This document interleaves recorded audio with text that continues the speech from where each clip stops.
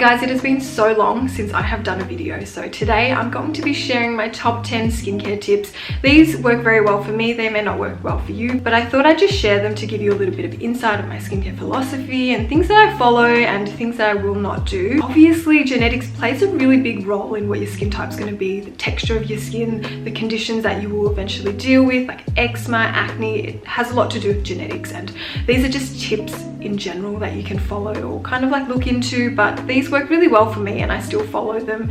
But yeah, I hope you learn a little bit of something. So tip number one, you guys already know what I'm going to say. Wear the fucking sunscreen. I cannot stress that enough. Everything that you've ever been worried about with skincare, like aging, fine lines, deep lines, pigmentation, big pores even, it's all got to do with not wearing sunscreen and being sun smart. Even on days when you're not going to be out, just pop it on, because I promise you there's going to be some point in the day where you step by a window, and once you make it a habit, regardless of whether you go outside or not, it's going to be a habit and you'll never forget to wear sunscreen. Any skincare that you plan on purchasing in the future that will address aging signs will be a product of you not wearing sunscreen. Spend $10 on a good sunscreen. My mum always wore sunscreen and I just thought like, oh my god, it's not even sunny. But if there's anything I wish I learned from her, was just wearing sunscreen from day one, like when I came out of the womb. Only people that I would say it might be a little bit harder for is if you're allergic to sunscreen, which there are a few people out there, it's a minority. So tip number two is very personal and it's a choice that I've made and I have found that has very much improved my skin. So going plant-based for me has completely changed my skin. I've almost never really had to worry too much about it. The only time I've really been concerned about my skin and the texture and been frustrated with it is because I've overdone exfoliation or I've overdone the retinol. Overall, generally speaking, since going plant-based, I have found that my skin has just been consistently clear. I am very aware that people going plant-based is not realistic, right? But I would just recommend maybe start looking into modern research about dairy and the benefits and the negatives of dairy, but that is for you to do. Another thing that I've found is that every time I have gluten, I get a lot of breakouts around my head, I get a lot of congestion around my forehead. Gluten will not affect everybody in the same way, but in a lot of people it does cause a lot of inflammation in the same way that dairy does. There's some conditions that cannot be, managed with just your diet, such as acne. Just because you cut out certain things with acne doesn't mean your skin's going to get better, but it also doesn't mean that it might not get better at the same time. There's just not a lot of conclusive research, but experiment. With that being said, I still eat gluten. Like, I still buy bread, I love a bit of toast sometimes, I still have some burgers, I still have pizzas, and maybe once or twice a year I'll have like butter or fish. If you see me at a restaurant, don't come at me, I'm telling you now, I still eat some non-plant-based things sometimes, and I still do have a bit of bread. But do your research, make your own decision, but I found that going plant-based and cutting out a lot of gluten in my diet has really helped my skin so much. So tip number three, I made this mistake for years and years and years. So over-exfoliation is such a big problem. We've been sold this idea that we need to peel off our skin, buff away our skin. It is not true. Your skin does not work like that. So it takes about 30 days for the bottom layer of your skin to get to the top. So you can imagine just how long that process is. So there should be no skincare product that pretty much rips off that entire top layer. And sure, sometimes your skin will need a bit of help to shed off that dead skin on the surface so fresher skin can come to the surface. No skincare product really should be buffing away at your skin completely day after day after day. Put the BHAs down, put the AHAs down. Trying to get new skin within a week, within 2 weeks is not the way to go, because I promise you, you will be trying to repair the barrier of your skin. And there's a reason why there's so many skin barrier repairing products that are on the market. It's because there's been an influx of exfoliation products as well. So they go hand in hand. Over exfoliating will make your skin bumpy, red, flaky, sore. The most important thing with over exfoliating that people don't realize is that you keep trying to exfoliate away the breakouts, but by over exfoliating you're probably causing more breakouts, and that's what that bumpy whitehead texture is from. But yeah, stop doing it. Put the exfoliants down once or twice a week max. See how your skin goes. Personal opinion, that's what's worked for me. I usually do a proper exfoliant maybe once a week max. Don't really need any more than that. Okay, so tip number four, introducing a retinol. I always say to everybody, my skincare philosophy is don't wait till you have concerns to target them. Preventative is always better because skincare cannot work that hard and it cannot work that fast from years and years of skin damage and aging. You just want to jump onto anything like retinol or just any skincare product in general as soon as you can. I know there's a lot of talk about like, if I use retinol too quickly, does it mean it won't work when I'm older because my skin will become immune to it? It just doesn't work like that. Yes, you may notice a plateau in results because you've been using it for a while, so that particular skincare product has done everything that it can do and it cannot do any more than that. But it doesn't mean that it's not doing anything. It is still maintaining those results, but you're just looking for more. So it doesn't mean it stopped working, it just means that it's at max capacity basically. Ever since I've used that Medicate Crystal Retinol, I feel like it's just changed the texture of my skin. It's really given my skin a lot of support.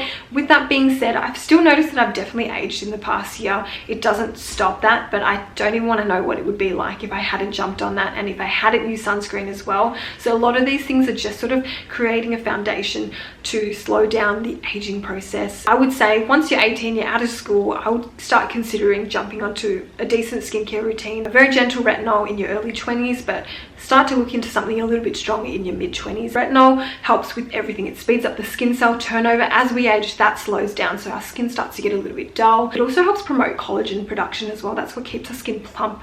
A lot of the times our skin starts to drop. There starts to become more deeper lines around the smile lines. Pore size even, retinol will help with that. It's not going to change your pore size completely because that's really what you're genetically predisposed to. That's what a lot of people don't understand about pore size, is that you're genetically predisposed to a certain pore size, and some things like congestion or excessive oil production will enlarge it, but it will never shrink it to a size that it was never meant to be to begin with. Retinol pretty much addresses everything you've ever been worried about. It's just one of those fantastic ingredients that does almost everything. This is going to be a really random one, but number 5, sleeping on my back. I used to be a huge side sleeper. It gives you a lot of comfort when you sleep on your side. There's a lot of weight pressing into your chest, so it feels like there's a lot of comfort, and that's why there's things like weighted blankets for people that sleep on their back, just to give them a bit of pressure and comfort when they sleep, and that's why a lot of us sleep on our side. I spoke to my beautiful friend Annadelle. She is a cosmetic injector, and I said to her,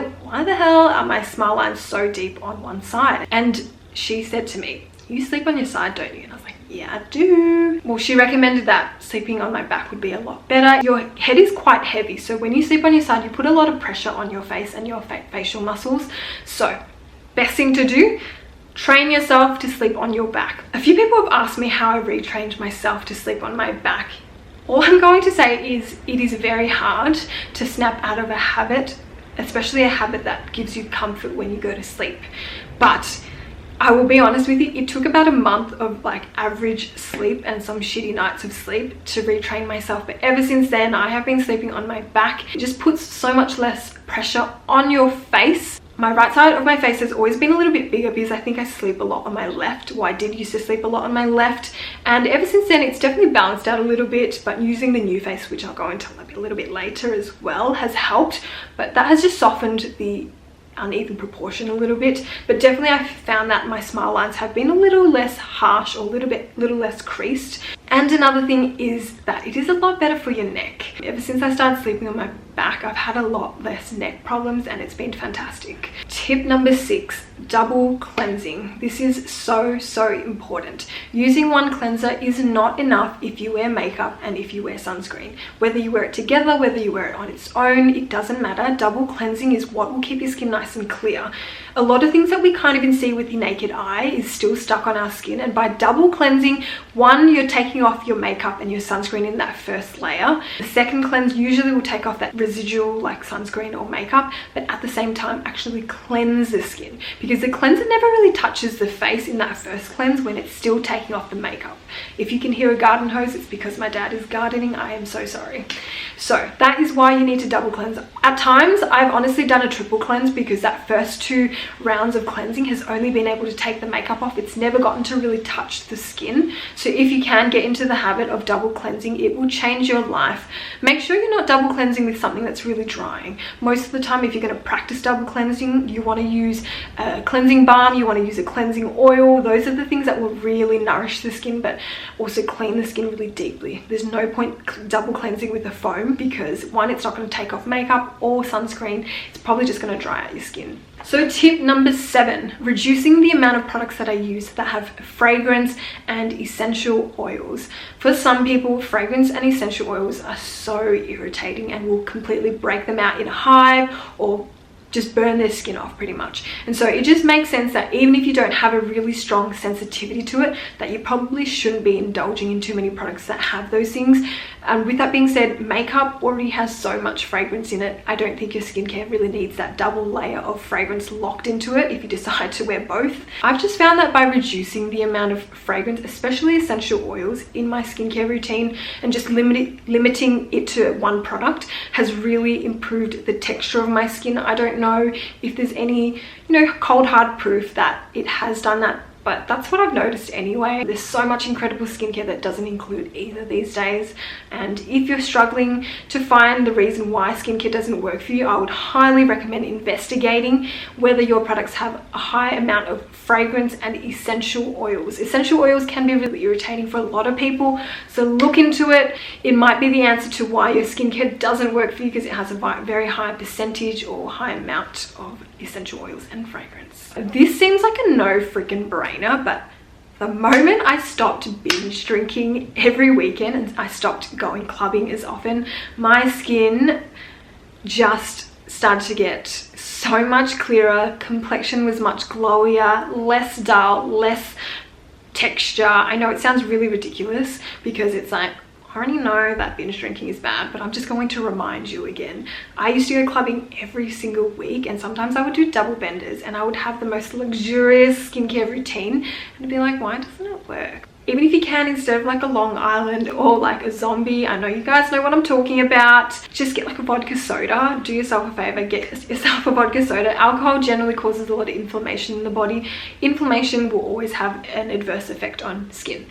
I'm not telling anybody to quit going out. I freaking went out every week. I just want to give you a reason as to why you might be having issues. You may be just only drinking one night, but that one night will make a big difference in the week. And naturally, maybe you just want to live it up in your early 20s. Honestly, I did have the best time ever, and naturally you'll just slow down with going out and maybe you'll just want to worry about that then. But if you want to make some changes, definitely take it easy on the zombie and the Long Islands because there's a shit ton of sugar, there's a shit ton of alcohol in it, and I promise you, no matter what skincare you use and no matter how much you exercise, you will never be able to outdo the drinks you had on the weekend. Number 9 is a really important one. It's about educating yourself with a wide range of people. It's not just about following one influencer like Hiram, he's amazing, but you just have to follow such a wide range of people from different professions. So back then, when I first started getting into skincare, I really only followed people that would talk about natural skincare and ingredients to avoid, like parabens, silicons, this, that.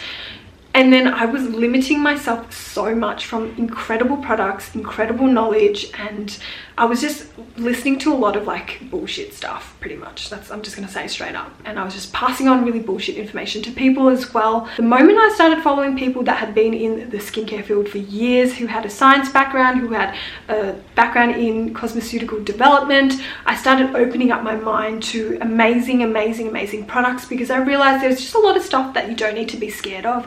So I will list a bunch of people. So Caroline Hirons is incredible, who has been an esthetician and a trainer for years and years and years. She's worked with so many brands. Her knowledge is phenomenal. She is a no bullshit kind of person, which I freaking love. Follow her, you will fall in love. Her book is incredible. I know a lot of you guys have bought the book. Anna English is amazing as well. Science background, follow her. Lab Beauty Muffin is phenomenal too, another science background. Charlotte Palmer, another science background, phenomenal.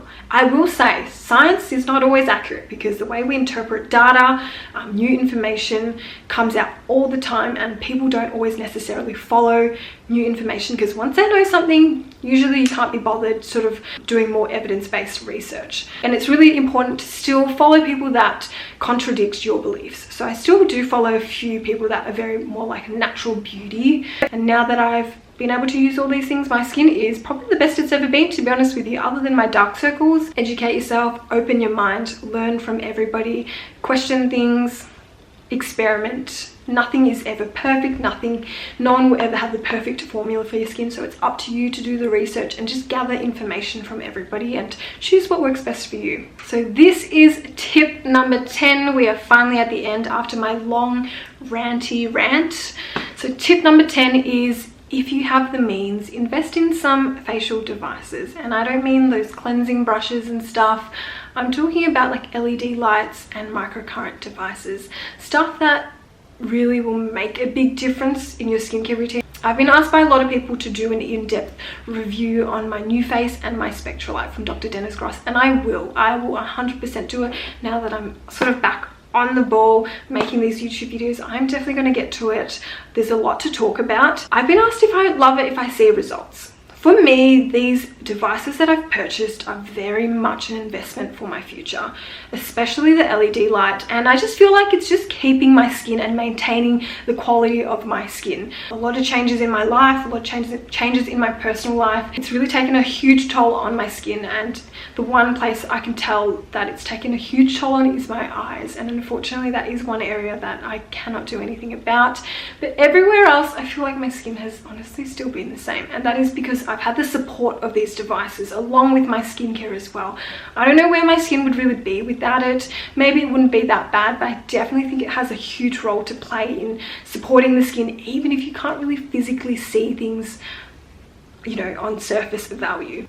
I think like if you're not going to get one that's decent quality, I just wouldn't spend my money on it in general. Just wait till you can afford one that's decent quality, because just buying something off a random Instagram brand, I'm just not really so sure about, and I don't know. Yeah, it's just really hard to say. I just would say get one from a reputable website or brand. Do yourself a favor. Those are my top 10 tips on how I maintain my skin, and I think they might be beneficial to you. But thank you for staying till the end of this video. As always, I will see you guys hopefully next week. I'm trying to make this a weekly thing, so maybe we can see each other a little more often. But I will see you then. Your texture, the things that my stomach, I've not had breakfast, so it's kind of like 2 stones. It's kind of like